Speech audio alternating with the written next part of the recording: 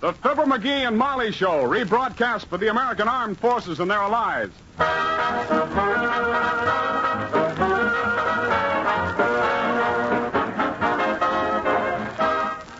For you soldiers, sailors, Marines, and Coast Guardsmen, it's time for Billy Mills and his orchestra, the King's Men, Ransom Sherman, Arthur Q. Bryan, and Fibber McGee and Molly.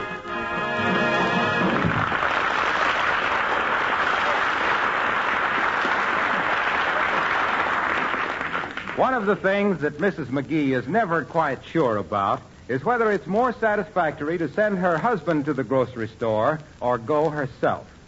At the moment, however, she's trying it the hard way once again. As we meet Fibber McGee and Molly.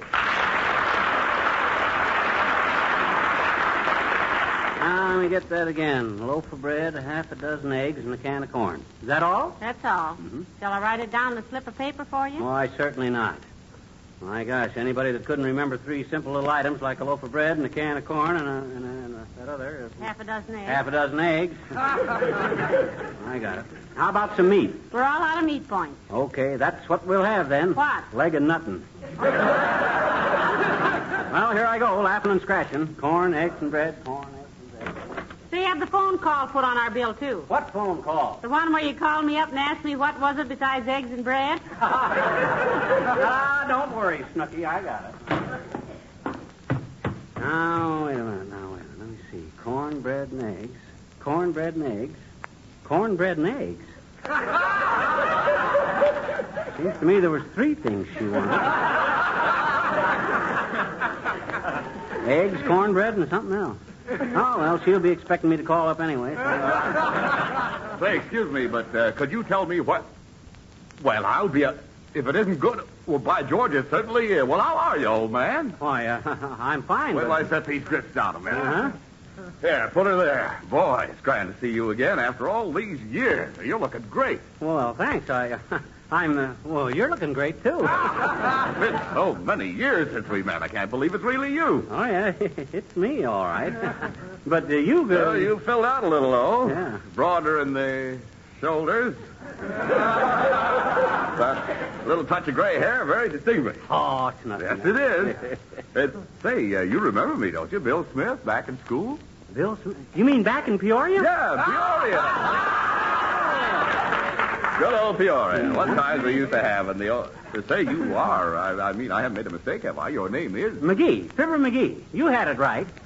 I'm sure I have. By George, this is great, isn't it? Say, whatever happened to that little girl you were going with, the pretty one? She lived over by the, on the other side. You mean Molly Driscoll? Why, shucks, I married her, Bill. No kid. Yeah. You lucky son of a gun. Yeah. There was a great little girl, that Molly. Well, tell her old Bill Smith said to say hello. Hey, why don't you tell her yourself? We live right here. Come on in. She'd love to meet anybody from the old hometown. Hate to barge in on her like this. Horse feathers. Hey, Molly, look who I found. Walking the streets like an old bum. Remember Bill Smith we used to go to school with in Peoria? Well, how do you do, I'm sure, Mr. Smith. Molly, well, you haven't changed a bit. And don't call me Mr. Smith, either. It was Bill when we were both in, what was the name again? The tough teacher we had that... Miss Fiddish. Miss Fiddish. Yes. That's the one. What a woman. She had a face like a tired cantaloupe. Molly, you look wonderful. If I hadn't happened to be passing an old Fibber, hadn't recognized I knew you the minute I saw you, Bill. Of course, I got a terrific memory for faces. So McGee, why do you let why do you let Bill stand there with those suitcases? Give the man a chair. Oh, for gosh sakes. Here, sit down. Sit down, Billy boy, sit down. Billy boy. I haven't heard that since the old days when you were on the team, Fibber. What team was that, Bill? What do you mean, what team? I was second blade on the Mumbledy-Peg team, wasn't I? Oh, this is wonderful. Just arrived in town, and I meet up with two of my old school day friends. You know, sometimes I... Oh, pardon me. Oh, come right in, Alice, dear. Well, I was just going Hi, Alice. Oh, your daughter, McGee? Amazing resemblance. No, Alice isn't our daughter, William. She's just... Oh, not your granddaughter. No.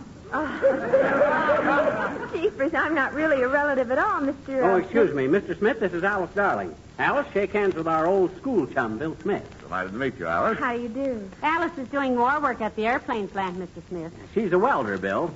Carrying the torch for several thousand aviators, you might say. No relation, eh? I would have Oh, thought. I'm not really related, Mr. Smith. But after all, Mrs. McGee has been just like a mother. Like a big sister.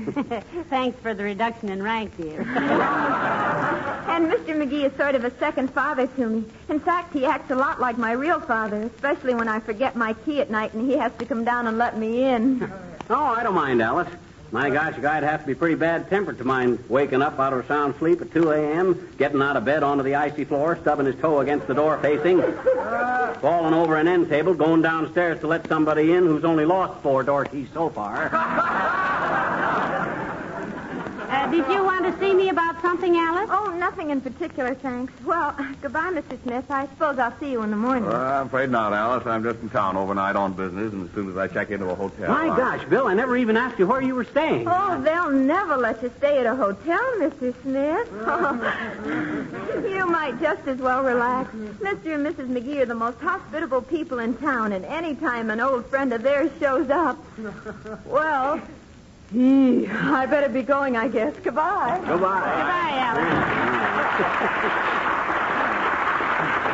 Well, I guess I better be shoving off, too. No, sir, you're staying right here tonight, Billy boy. Of course, William. Oh, I couldn't impose on you like this, after all. Come on. Give me them suitcases. How's Uncle Dennis's room, Molly? It's all ready, dearie. Fine. Uncle Dennis won't be back for several days. Yeah. Uncle Dennis. Is he the uncle who... Yes, but not as much as he used to. Well, come on.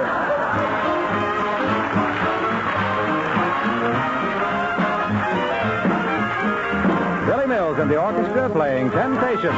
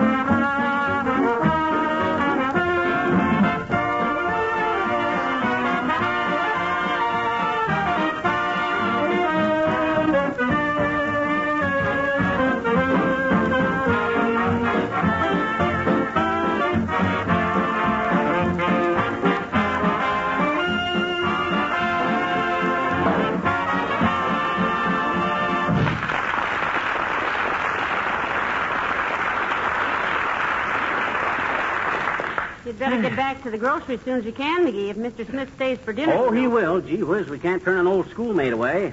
Incidentally, what does this Mr. Smith do, McGee? Search me. I hated to ask him. And there's nothing in his wallet that gives a clue.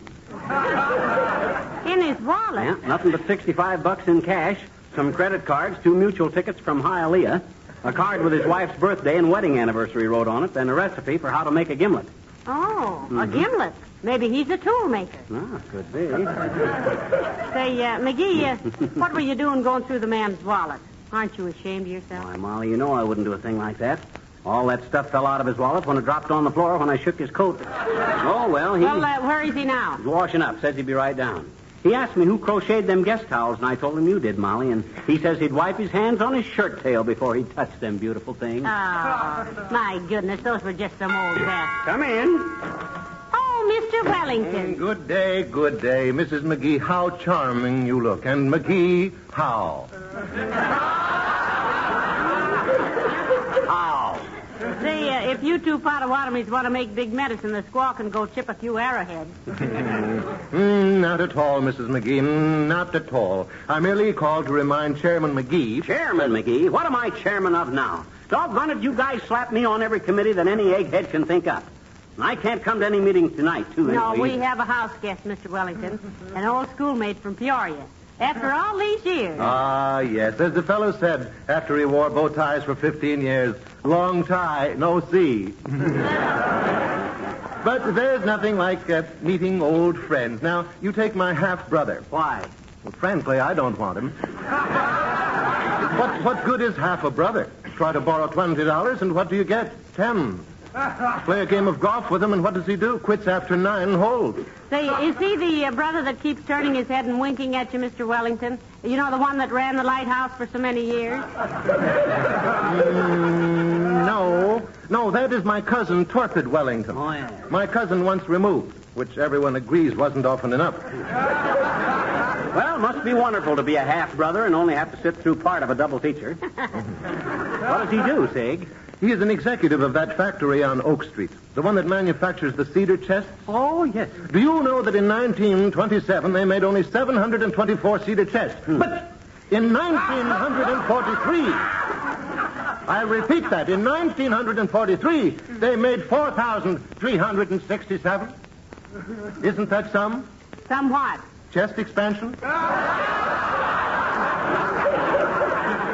Well, try and make the meeting if possible, old fellow. A pound of toodaloo to you, Mrs. McGee, and to you, McGee. Ooh.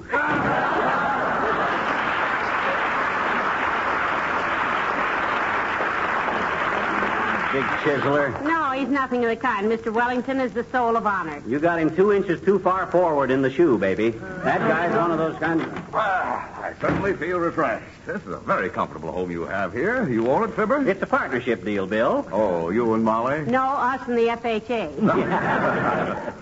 You don't know what it means to be far from home and run into 2 old friends like this. Say, you remember that store in Peoria where us fellows used to hang out, Fibber? Huh? You know the one down on the right across from the you know. Oh, the Puff Cigar Store. The Puff Cigar Store. Yes, I haven't yes. thought of that place for years. Those are great old days. What have you been doing yourselves, anyway? Well, himself here was in vaudeville for a while, Mr. Smith. Vaudeville, huh? Yes, sir. A guy and I by the name of Fred Nittany from Starved Rock, Illinois. Yeah. Had a great little act. Songs, dances, and comical sayings. Had so many bookings, we never played the same place twice. Ah, those lucky places. Say, tell Mr. Smith the joke you and Fred Nittany always used to do, McGee. Which one, Molly?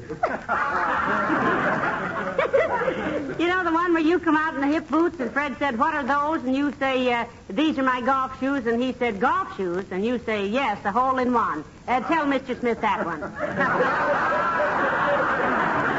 I wish you would. No, I don't want to get those jokes started again. Might want to revive the old act anytime now. I never Must have been a lot of fun. Yeah. You didn't make all your money in vaudeville. As a matter of fact, he didn't make any of it in vaudeville.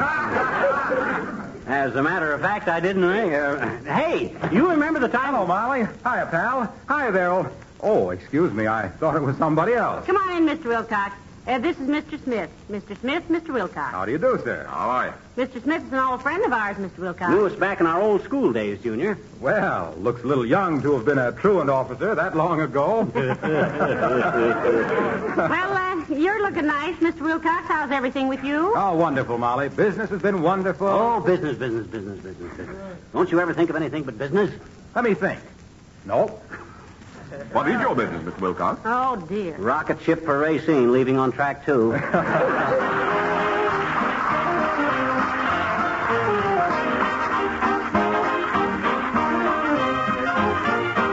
The King's Men singing Starwood Mountain.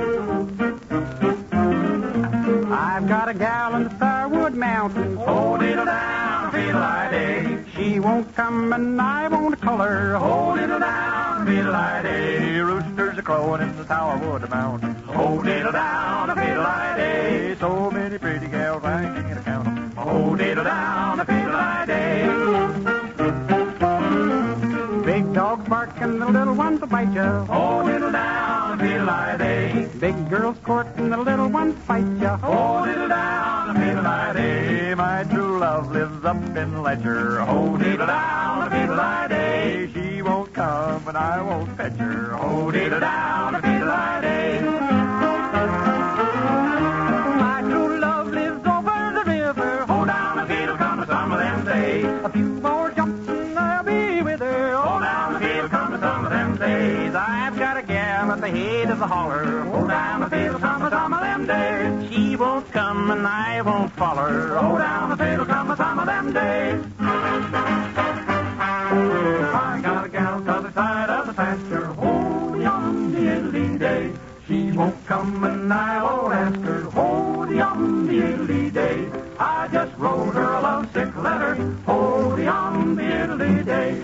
If she wants to read her, she will have to come and get her. Oh, yum, diddly day. Old man, I want your daughter.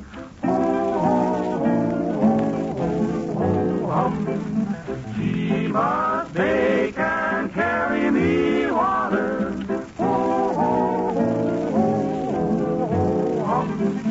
Oh, man, I want your daughter. Down, diddle, down, diddle, down, diddle, day.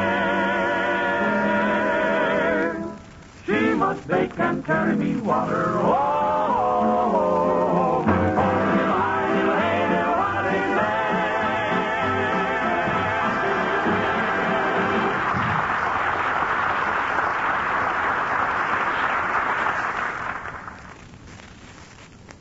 That reminds me. What time is it? I've simply got to get downtown. I got so interested talking to Mr. Wilcox here, I almost, I forgot I have a couple of business calls to make. Oh, but look, Bill, gee whiz. Hey, I'd be glad to drive you downtown, Mr. Smith. Well, say, I'd appreciate it a lot. Well, I'll be back in a couple of hours, folks. Bye. Well, for the love of well, that's a fine state of how do you do. Wilcox running away with our guest. Heavenly days, McGee. You can't deny the man a business call. He has to make a living. No, I don't see why. Oh, maybe Mr. Smith forgot something. Come in. Oh, hello, Beulah. Evening, folks. Could I converse with you a brief moment? Why, sure, Beulah, sure. What's on your mind? Well, thank you, sir. Mrs. Toops want to know. Mrs. Toops, that's where I work, at the Toops. Yeah, we know. Well, Miss Toops, you was playing contact bridge this afternoon, and she won a bottle of mint sauce, and she want to know, can she borrow enough meat points so she can get a shoulder of lamb? Well, I'm sorry, Beulah. Tell her we're short of meat points ourselves. Borrow enough meat points for a roast. That woman has got more brass than the Boston Symphony. Got no brass. Look at you.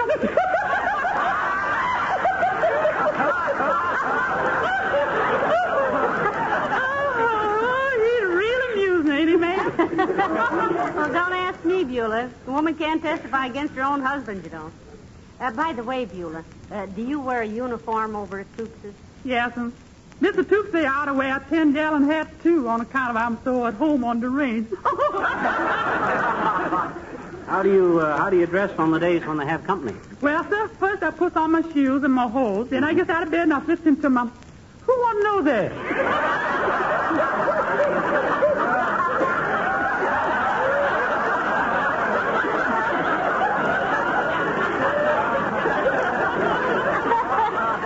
He meant what uniform do you wear, Beulah? Oh, excuse me, sir. Oh, I just wear the usual, a little white apron and a banana on my head. You mean bandana? Yes, and that's what I said, banana. Well, thank you much, folks, and don't forget, if and you ever need a good cook, I'm a specialist on, what's your favorite dish, Mr. McGee? Squab and wild rice. Oh, that's my specialty. Yes, and I make it with plain rice. Huh? Because when it seems a squab, it go wild. Well, good night.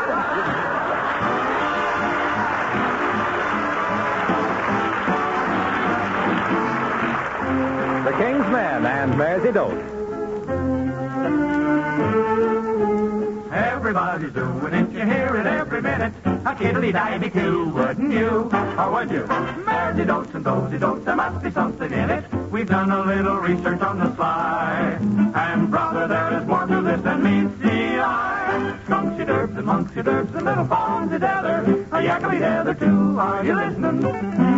Skunksy derbs and monksy derbs and little fawns together. A yackily tether too, wouldn't you?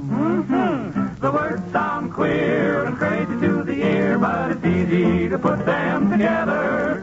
Say Ramsey pie and Ramsey pie and Ramsey corn and Hensey corn, and did you know that little skunks eat heather? Oh, no.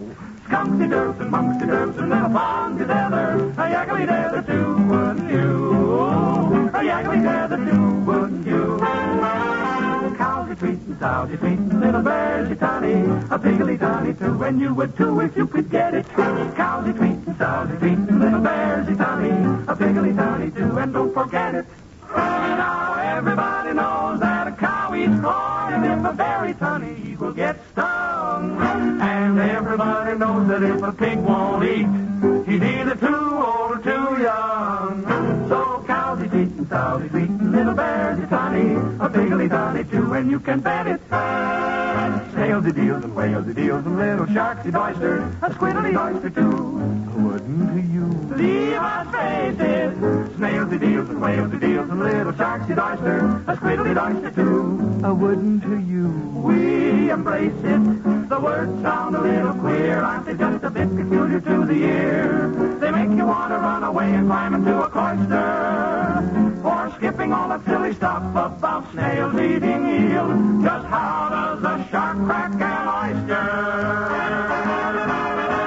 Snails eat eels and cows eat sweets and skunks eat dirt and pumpkin meats and mares eat oats and toads eat oats and little lambs eat daisies. We are going crazy too, wouldn't you?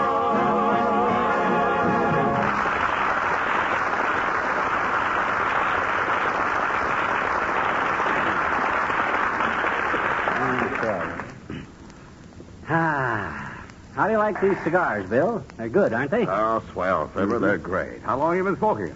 First one I ever tried. Where'd you buy them? Downtown here somewhere.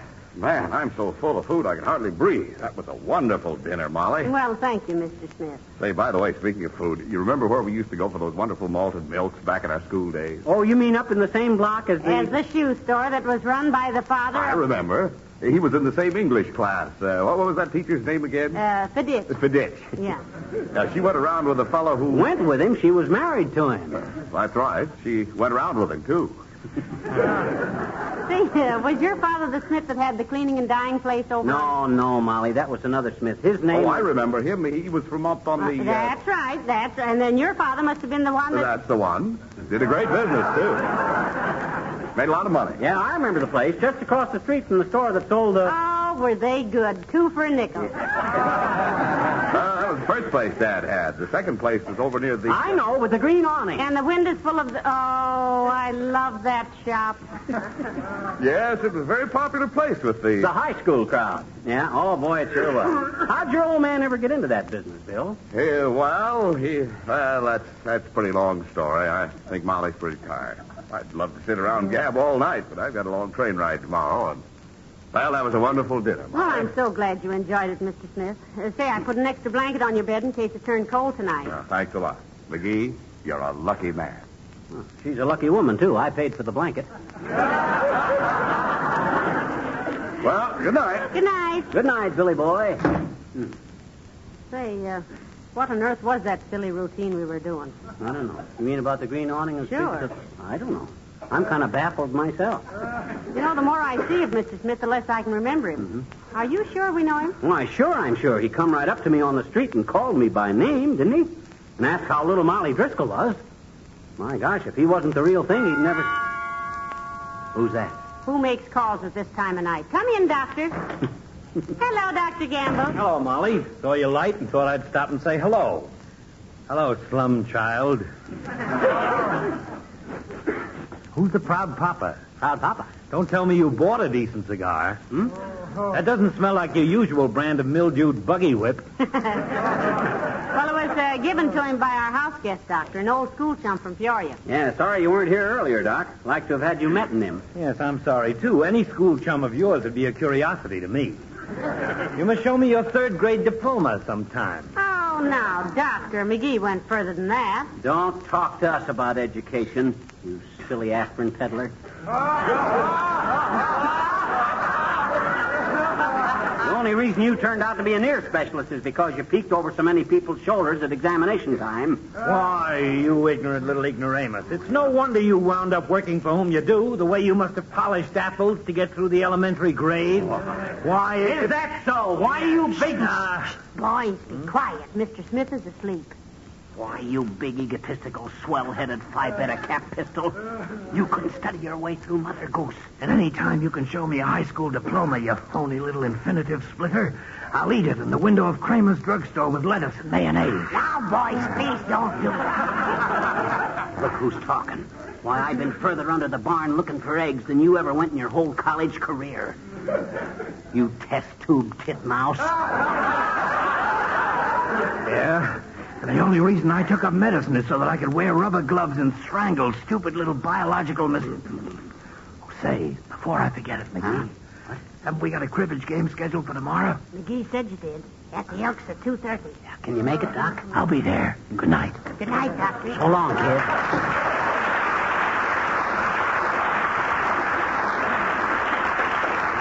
Great guy, Doc. I'd like to have had Bill Smith meet him. Well, I'd still like to know if he went to school with you or with me. Oh, well. We'll ask him in the morning. Come on, let's go to bed.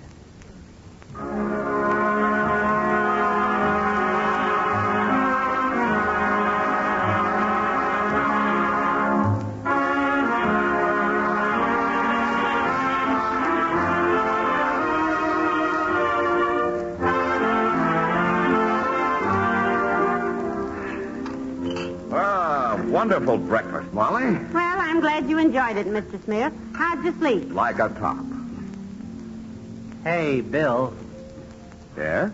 Well, Molly and I got to talking about everything last night, and we're kind of puzzled. Which one of us did you go to school with? Yes, you know, McGee and I were several grades apart in school. Well, you've been too nice to me to be a rat any longer. I didn't go to school with either one of you. What? In fact, I've never been in Peoria in my life. Well, heavenly days. Doggone it, what was the idea of giving us that old childhood playmate business? Look, did you ever try to rent a hotel room in this town?